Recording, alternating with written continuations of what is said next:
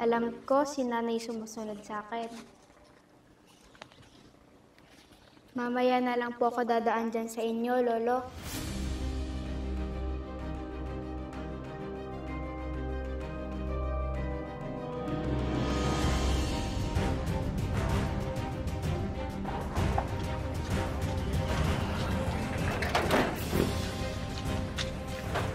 Nasaan na yung batang yun?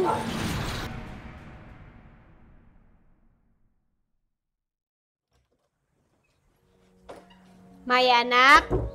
Maya? Ito na po ako, Nay. Yun ba mong tinapay at tubig? Nandyan na ba sa bag mo? Opo, Nay. Umuwi ka agad ha, pagkatapos ng klase nyo. Opo, Nay. Huwag ka na makikipaglaro ha, pagkatapos ng klase nyo. Baka mamaya, abutan ka ng ulan mamayang hapon. Opo, Nay. Alam ko na po yun. Mabuti naman kung ganun, anak. O siya, lumakad ka na. Sige po, aalis na po ako. Mano po? Kaawaan ka ng Diyos, anak. O siya, mag-ingat ka ha.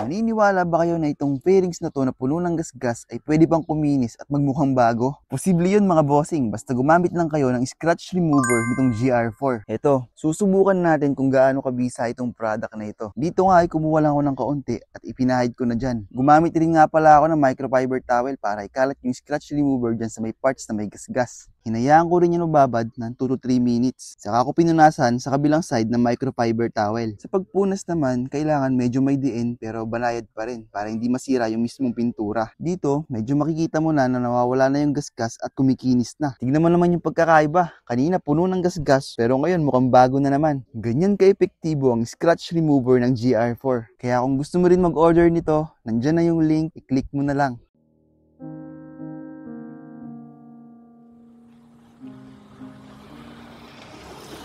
Kawawa naman si Lolo.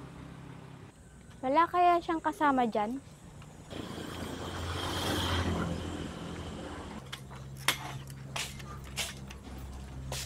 Ito na po, Lolo. Maraming salamat po. Wala po ba kayong kasama dito, Lolo? Wala na po. Niiwan na ako ng mga anak ko. May kanya-kanyang pamilya na katitira. Kaya mag-isa na lang ako dito. Hindi po ba kayo binibisita dito sa inyo? Bihira lang sila umuwi ako. Siguro, pag naalala lang ako. Paano po kayo kumakain, Lolo? Minsan, di na ako kumakain. Pag may pera ko, kinakaya kong bumili sa tindahan kahit mahirap. Ganun po? Sino po tumutulong dito sa inyo? Wala po. Ako lang. Ganun po? Kawawa naman po pala kayo, Lolo. Ngayon lang kita nakita dito ako. Taga rito ka ba? Saan ka nakatira? Kakalipat lang po namin dito, Lolo. Diyan lang po kami sa malapit. Ganun ba? Kaya pala ngayon lang kita nakita po. Sige na po. Papasok ka pa yata. Baka mahuli ka. Sige po, Lolo. Siya nga po pala. Kumain na po kayo?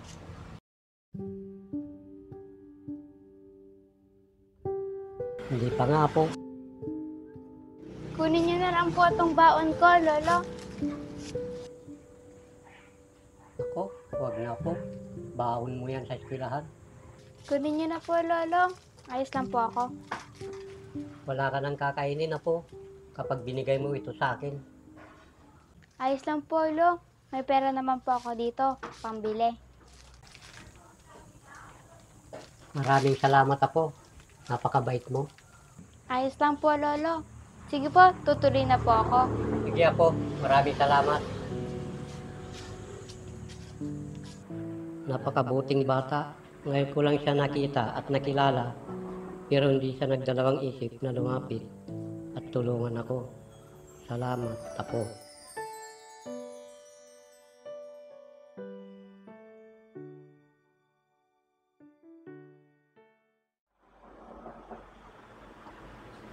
Hapon na naman. Ano kayang kakainin ko?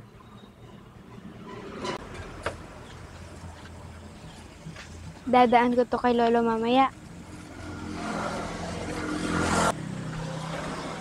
Lolo! Saan po kayo pupunta? Papasok na sana ako sa loob, Apo. May pagkain na po ba kayo mamaya?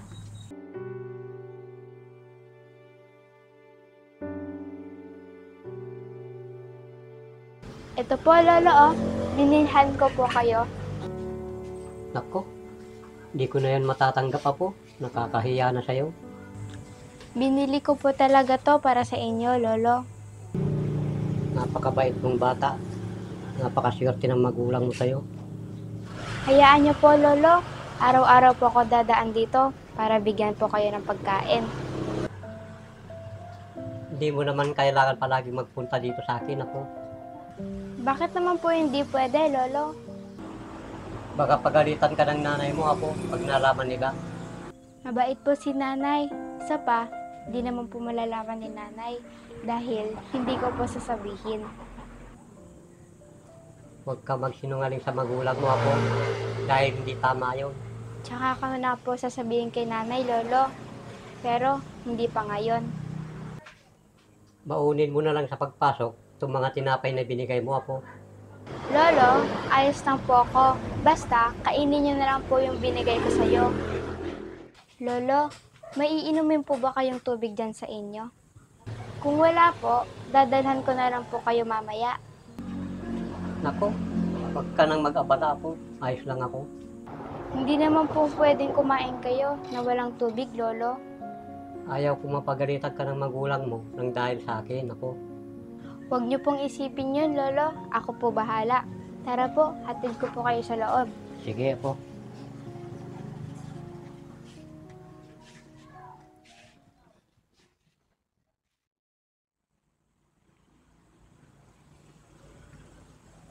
Hapon na. Bakit kaya wala pa yung batang yun?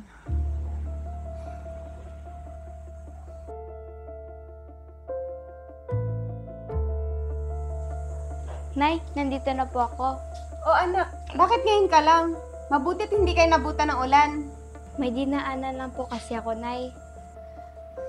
Dinaanan? Saan naman yun, anak?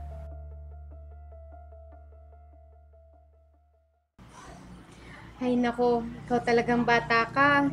Bago lang tayo dito, pero kung saan-saan ka na pumupunta. Diyan lang po, Nay. Ay nako, sumunod ka na lang sa kusina na makakain na tayo. Baka mamaya, umulan na. Sige po, Nay. Magbibihis muna po ako. Sige.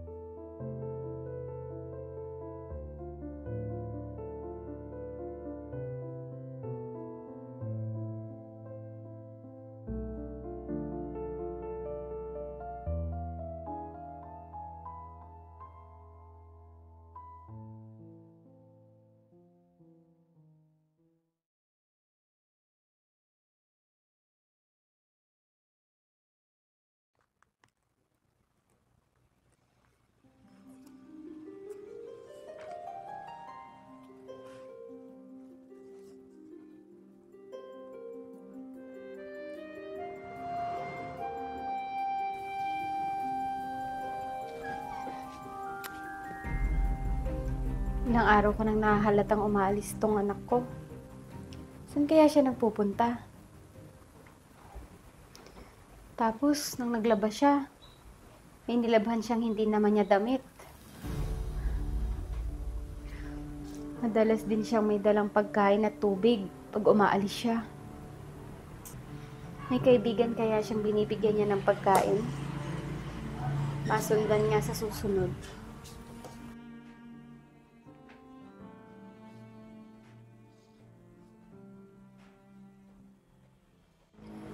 Wala naman siya na ikukwento sa akin. Naguguluhan talaga ako sa kinikilos ng batang to.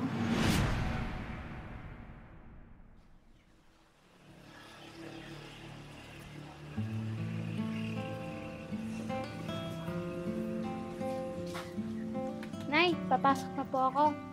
Sige anak, mag-ingat ka ha. Sige po, Nay. Salamat po.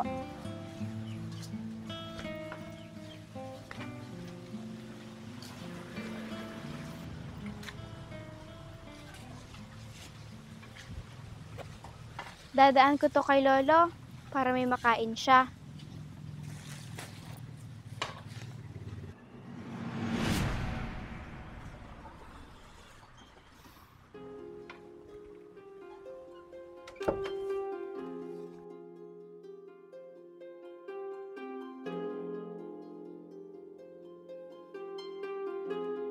Alam ko si nanay sumusunod sa akin. Mamaya na lang po ako dadaan dyan sa inyo, Lolo.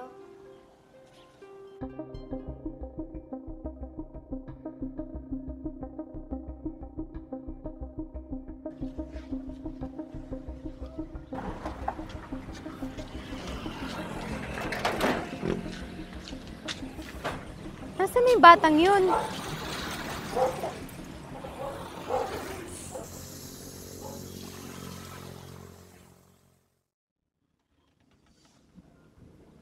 Bakit kaya hindi dumaan dito yung apo ko? Nasaan na kaya yun? Kawawa naman si tatay. Mukhang wala siyang kasama.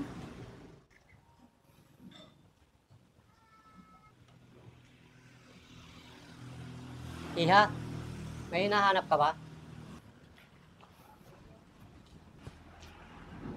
Tay, magandang araw po. Wala naman po. Halika, maupo ka muna. Salamat po.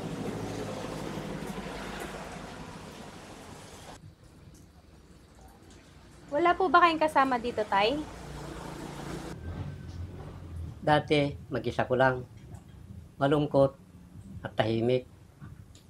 Pero ngayon, hindi na. Hanggang sa isang araw, dumating yung apo ko na hindi ko naman kadugo. Kaya, hindi na ako nag-iisa ngayon. Teka po, apo nyo na hindi nyo kadugo? Paano yun? Meron akong isang ulirang apo na hindi ko kadugo. Napakabait na bata. Ulirang apo na hindi nyo kadugo? Anong ibig nyo pong sabihin doon, Tay? Tama yung narinig mo, Iha. Di ko kaano-ano yung batang yun, pero sadyang napakabait at napakabuti niya. Bigla na lang siyang dumating at nawa sa akin, yun na nga. Siya ang tumulong sa akin. Dati, halos wala akong makain. Walang nag-aasikaso sa akin. Pero simula nung nakilala ko at tumating yung batang yun sa buhay ko, naging maayos ang lahat sa akin. Kaya tinuring ko siyang parang tunay na apo ko kahit na hindi kami magkatugo. Napakaswerte nyo naman po pala sa batang yun, Tay. Oo, Iha, sobra. Sa narinig ko pong yan sa inyo, naalala ko po yung anak ko. Mabait na bata din po yun. Napakaswerte nyo sa mga anak nyong ganyan. Dahil ako, iniwan na ako ng mga anak ko. Simula nung nagkanya-kanya na sila ng pamilya. Halos nakalimutan na nila ako.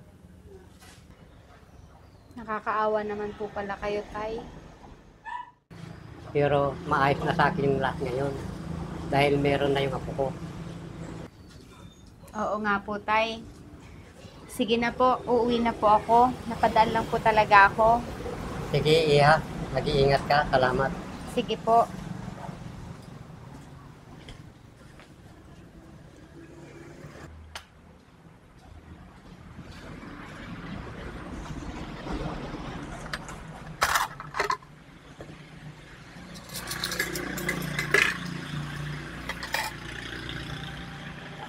Dalan ko kaya ng pagkain niya matanda doon.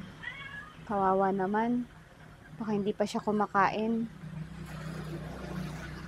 Pero teka, bakit wala pa si Maya? Ay nako, dalhin ko na nga lang to. Hindi ko na mahihintay si Maya.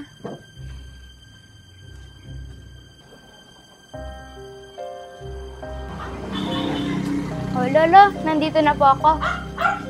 Mano po? Oo, apo. Bakit hindi ka dumaan dito kaninang umaga? Malilate na po kasi ako kanina, Lolo. Ah, ganun ba po? Kumain po ba kayo kanina, Lolo?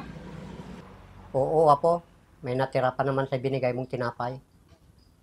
Mabuti naman po kung ganun, Lolo. Maya?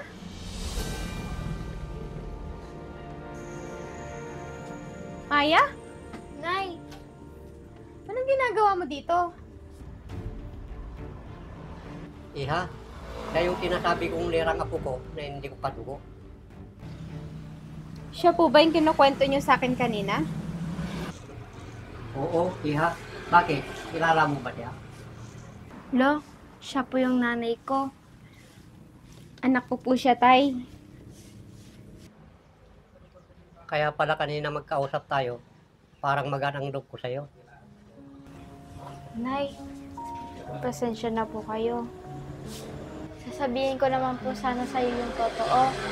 Kaso, naunahan mo ko. Kaya, pasensya na po.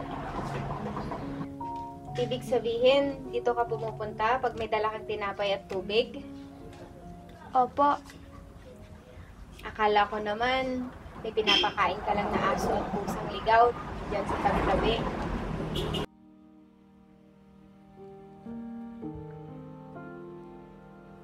Yung mga nilabhan mong mga damit noon sa bahay, kay tatay ba yun? opo, Nay. Iha, huwag mo nang pagalitan ng anak mo. Akong may kasalanan. Dapat, nung una pa lang, pinigilan ko nang pumunta dito sa akin para hindi lumabot ng ganito. Kaya patawarin mo ako, Iha. Ikaw din ako. Nay, nawa lang po ako kay Lolo. Kaya tinutulungan ko po siya. Ano ka ba naman anak? Tay, hindi naman po ako galit sa inyo. Talaga po, Nay? Oo anak, Maraming salamat naman, Iha, kung ganon.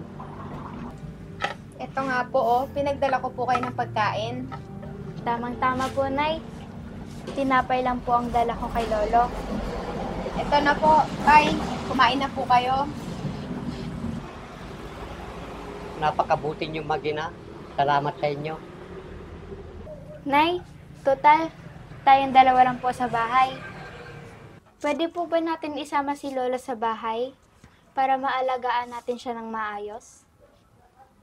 Pwede po ba yun, Nay? Naku, apo, huwag na. Ayos lang naman ako dito sa bahay. Alam niyo po, tay, tama yung anak ko. Sumama na lang po kayo sa amin sa bahay.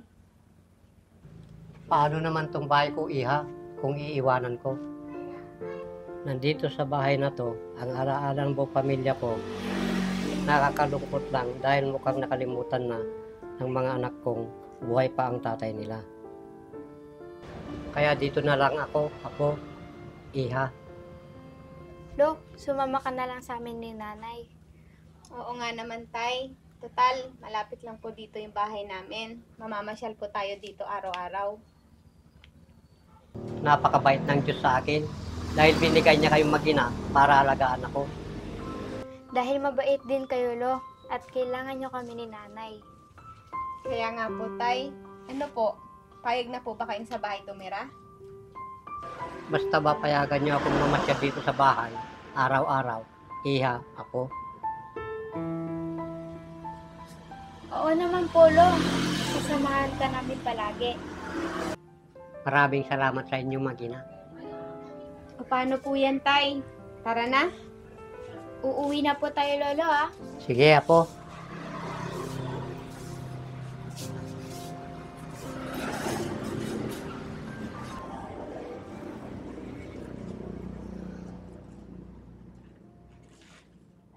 Napakaswerte ko dahil hindi ko inaasahan na magkaroon ako ng isang ulirang apo na kagaya niya.